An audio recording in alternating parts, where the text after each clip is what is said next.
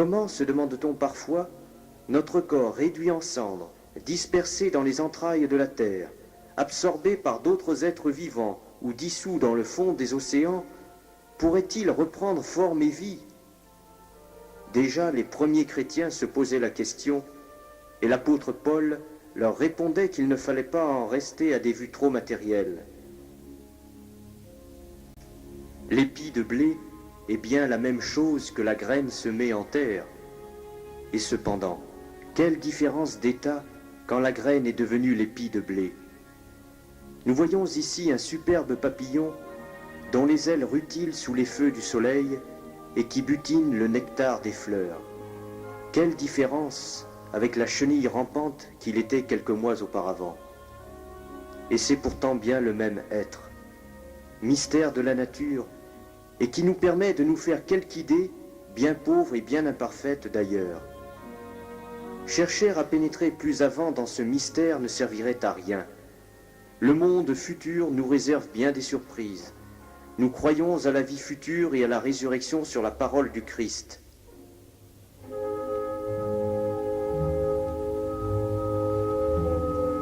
Cette résurrection de notre corps qui nous est promise est une annonce de la transfiguration de tout l'univers. Tout corps humain est inséparable du cosmos, c'est-à-dire de tout l'univers dans lequel il s'enracine, où il vit de tout ce monde.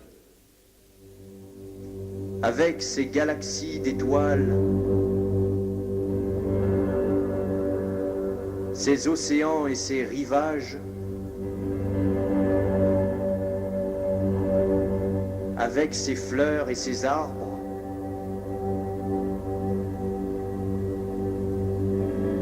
ses oiseaux et ses animaux sauvages et domestiques, comme aussi avec toutes les réalisations de l'intelligence, constructions et machines, découvertes scientifiques et techniques.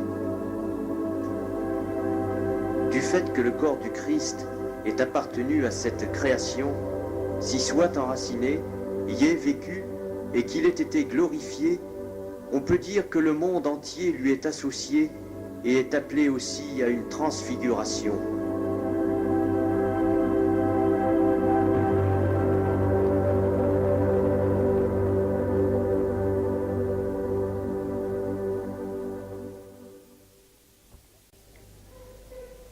La foi chrétienne nous ouvre des perspectives autrement séduisantes et réjouissantes que tant de philosophies matérialistes selon lesquelles tout est appelé à sombrer dans le néant. C'est pourquoi le chrétien ne boude pas au monde. Il travaille à sa réussite, assuré qu'au retour du Christ et à la fin de l'histoire, ce monde participera à la glorification des fils de Dieu.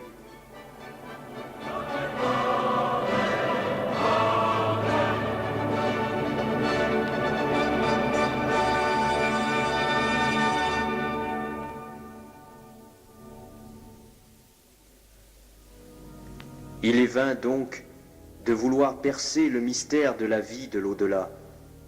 Nous sommes portés à imaginer une sorte d'enfer avec des livres de contes et de dettes détaillées, un creuset de feu purificateur. Mais c'est vouloir transposer des façons de voir terrestres dans un monde qui n'a plus nos dimensions de temps et d'espace et qui nous échappe.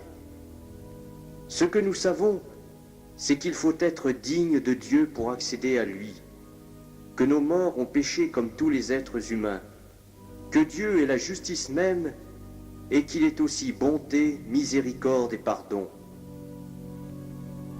Les livres saints le disent bien. Mieux vaut tomber entre les mains de Dieu qu'entre les mains des hommes.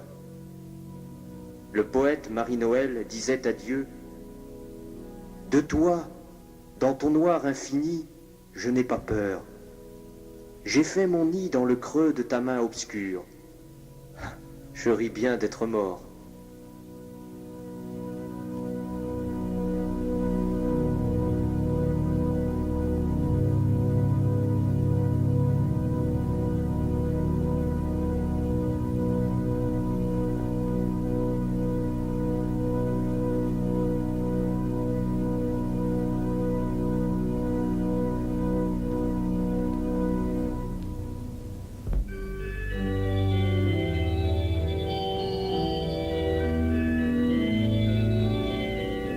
Quelqu'un remarque un jour cette inscription sur une tombe.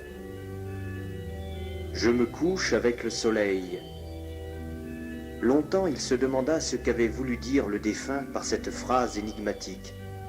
Puis, en réfléchissant, il comprit que jamais personne ne pleure quand le soleil se couche.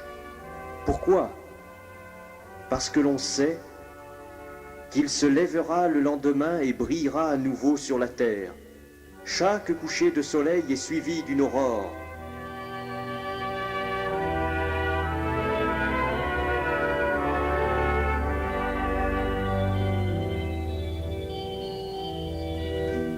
Se coucher dans la mort avec le Christ, qui s'est dit « La lumière du monde », c'est être certain qu'on sera avec lui dès l'aurore de ce lendemain qui chante pour toujours.